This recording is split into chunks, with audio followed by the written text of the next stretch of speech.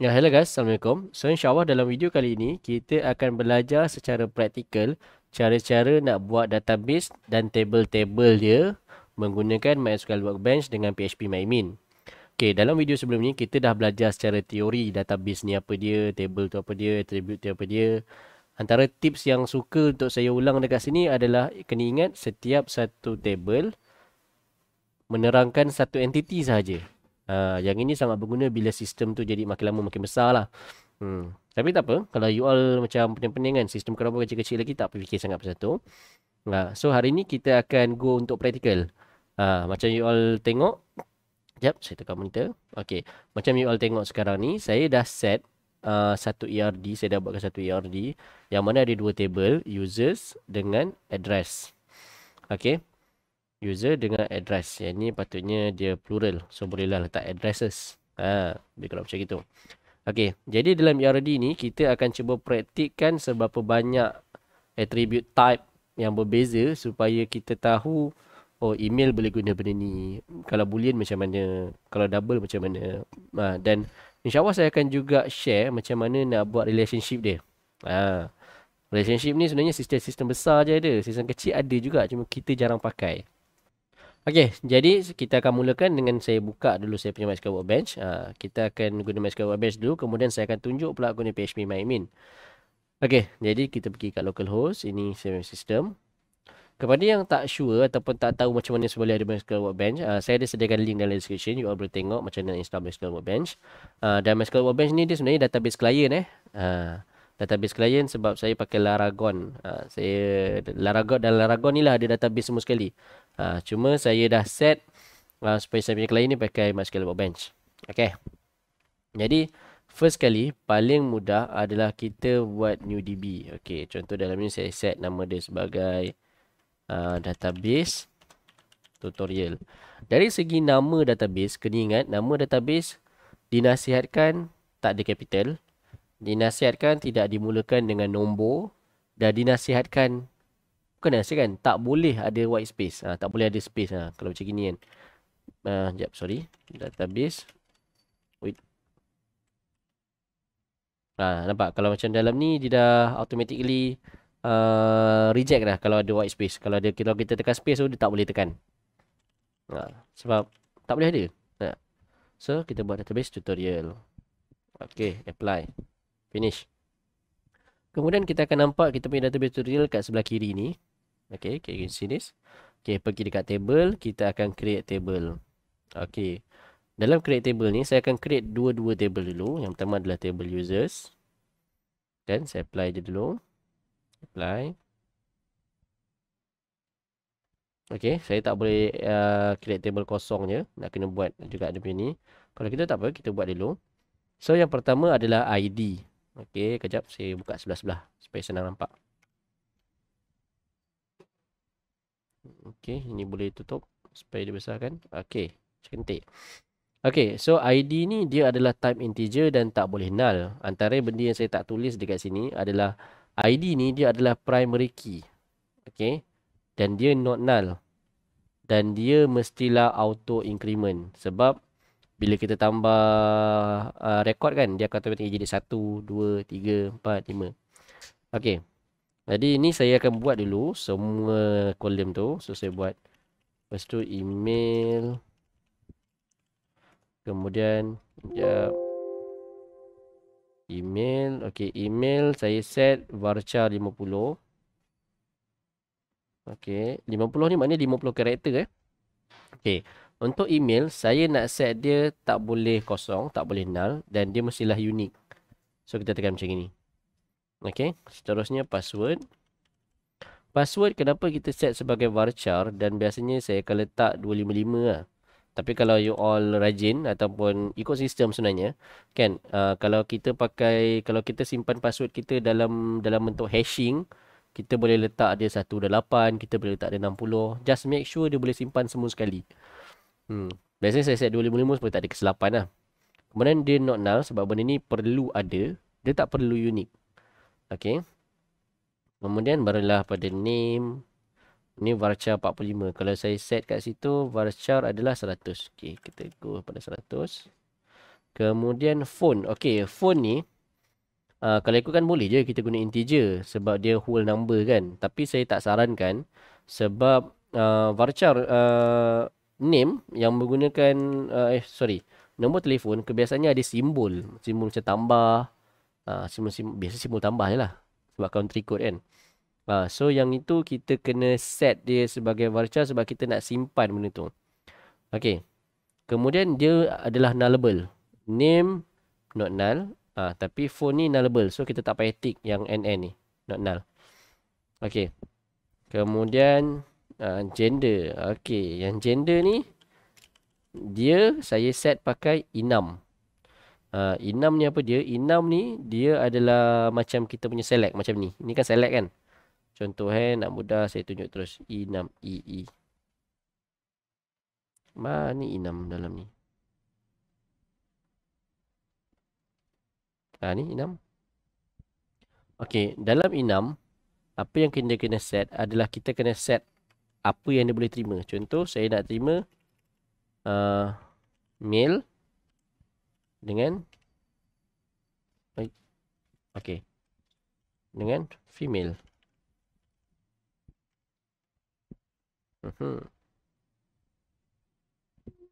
Okey, kita dah tutup. Okey, settle.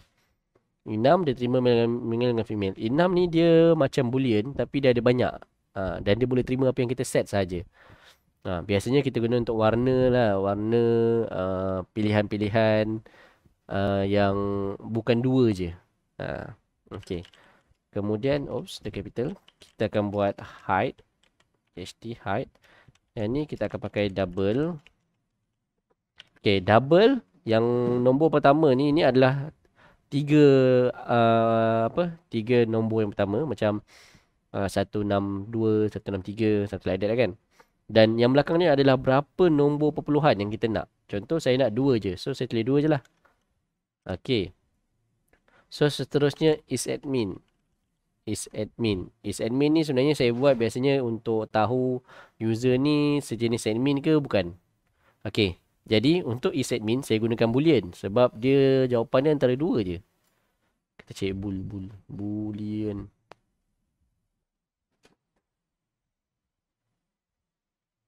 Ni boolean. Wait.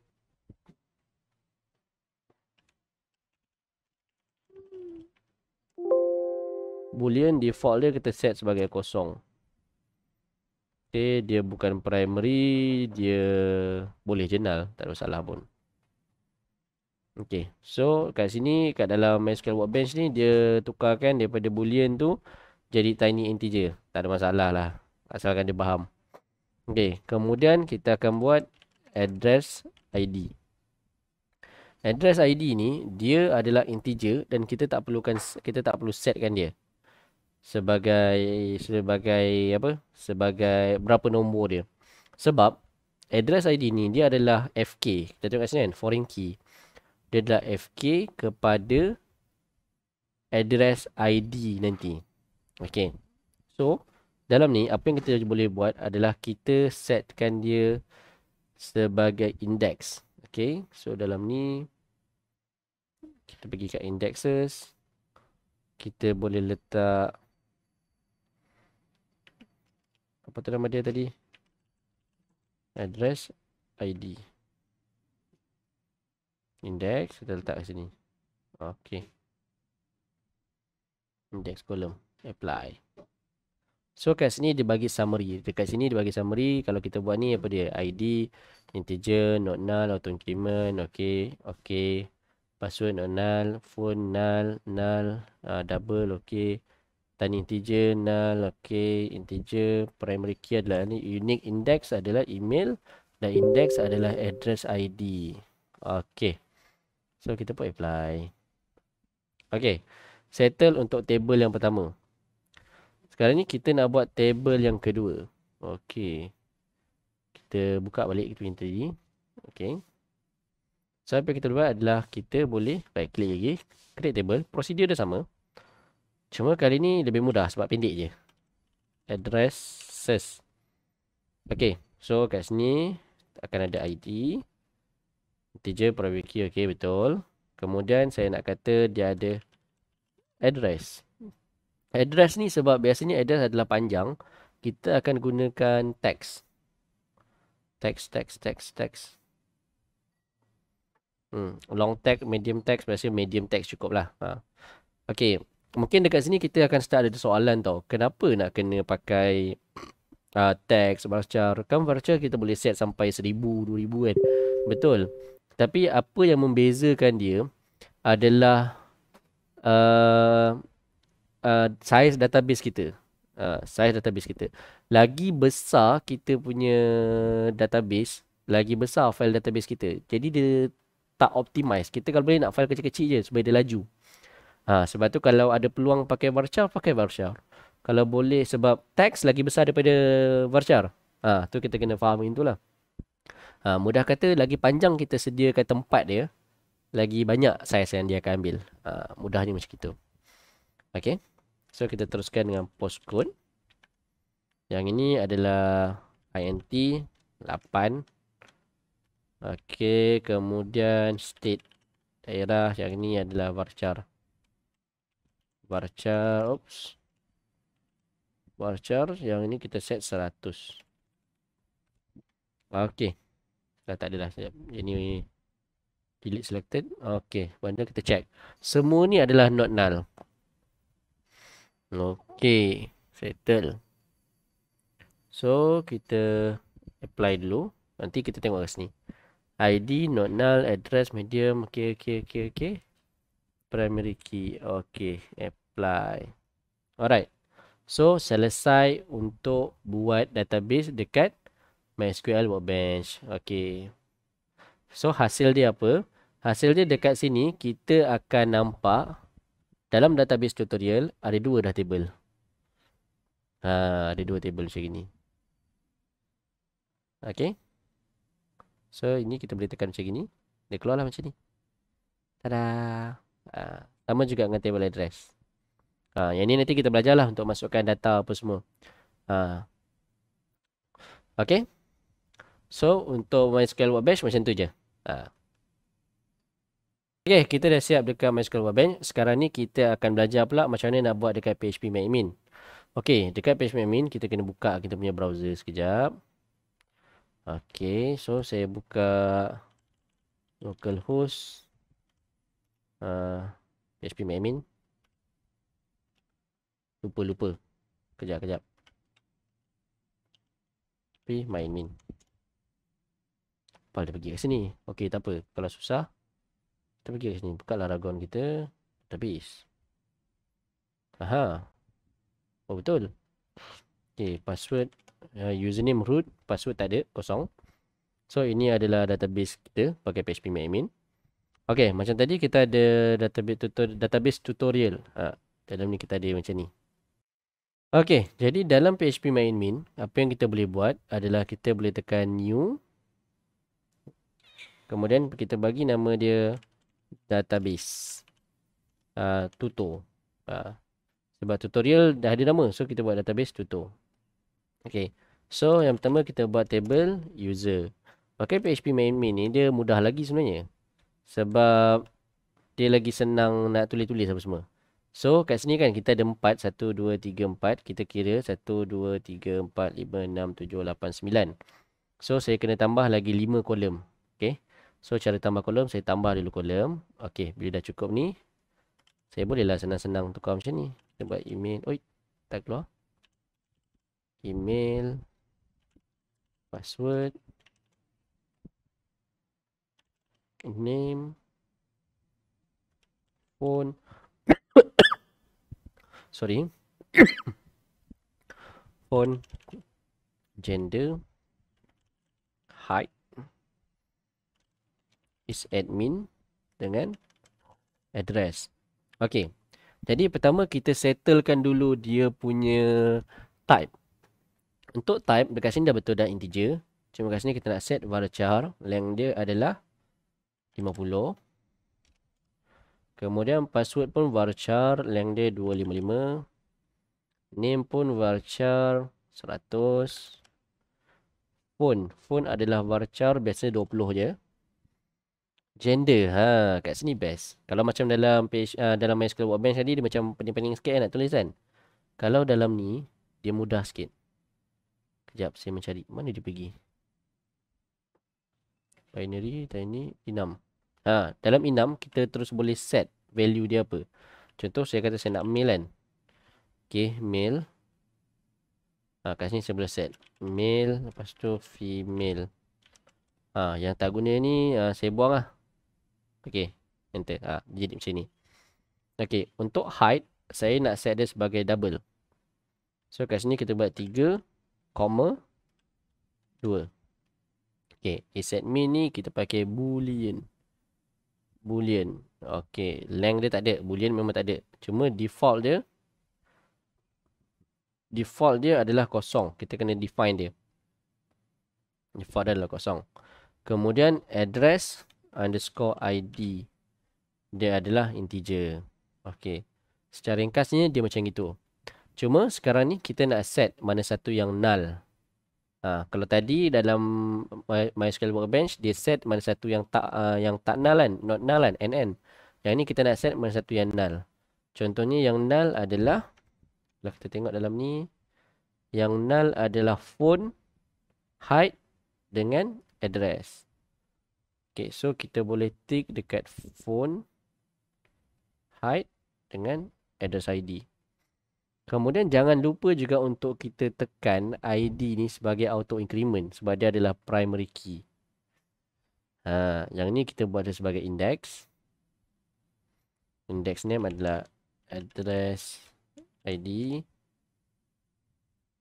Okay. Go. Kemudian email ni saya nak set dia sebagai unique. Sebab email tak boleh sama. So yang ni kita letak je email. Okay, settle. So now kita boleh save. Okay, so dah siap kita punya 1 DB kat sini. Okay, now kita nak buat lagi satu. Kita nak buat lagi satu iaitu addresses. Macam address ni tak banyak. So mudah je kita buat ID. Lepas tu ada address, kemudian ada postcode, kemudian ada state. Okay, yang ni varchar 100, yang ini integer 8. Yang ini kita buat dia text text saya pakai medium text tadi. Okay, settle. Macam biasa, jangan lupa yang ini tak ada yang null semua kena ada. Kita setkan ID kepada auto increment, AI auto increment. Kemudian itu je lah kita kena set. Kita save. Okay, so sekarang ni kita dah ada 2 table. Kalau dalam MySQL Workbench kita macam pening-pening sikit tau. Sebab yang MySQL Workbench dia banyak sangat function sebenarnya. Professional biasa guna. Saya pun kira tak professional sangat lah. Tak biasa sangat pakai yang tu kan. Tapi kalau dalam PHPMyAdmin nak buat relationship sangat mudah. You all tekan je dekat database you all ni. Macam ni kan, database tutor. Tekan dekat designer. Dia akan keluar macam gini. Dia akan keluar macam ni. Tak boleh nak gerakkan. Okay. Saya tekan balik. Okay, saya tekan lagi sekali. Pertama dia kata select reference key. Reference key kita adalah addresses ID. Select foreign key. Foreign kita adalah address ID dalam table user. Tekan. Lepas tu dia akan minta kita pilih tau. On delete dengan on update. Biasanya on delete dengan on update ni kita set sebagai cascade. Cascade ni maksudnya apa? Apa-apa yang berlaku dalam table addresses, contoh kita padam satu address, automatic ID tersebut akan dipadam juga dekat table user ni. Cascade mana dia follow perubahan tu. Which is itu yang biasanya kita nak. So sekarang bila kita dah set macam ni, kita tekan OK. Okay, jadi Alhamdulillah kita dah berjaya belajar macam mana nak buat database menggunakan MySQL Workbench dengan PHPMyAdmin. Harap-harapnya membantu you all semua dalam pembelajaran ni. InsyaAllah kita akan sambung dengan video akan datang, iaitu video PHP to-do list. Kali ni kita buat live coding. So jumpa lagi. InsyaAllah kepada yang belum subscribe, bolehlah subscribe untuk dapatkan latest update. Kita akan continue buat video-video macam gini. Kita akan cover macam-macam lagi framework yang akan datang. Alright, terima kasih. Assalamualaikum.